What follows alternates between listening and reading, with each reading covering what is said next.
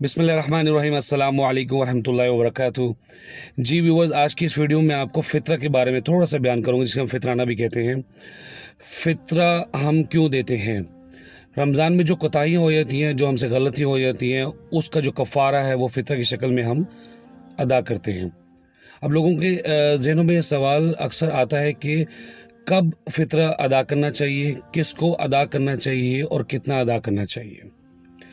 तो फ़ितरा जो है वो आपको ईद की जो नमाज होती है उससे पहले आपको लाजमी ये देना होता है।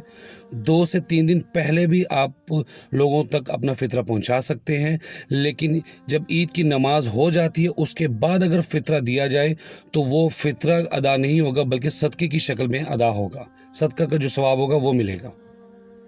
सवाल अब ये दूसरा पैदा होता है कि जो फ़ितरा है वो क्या दिया जाए फ़ितरा में।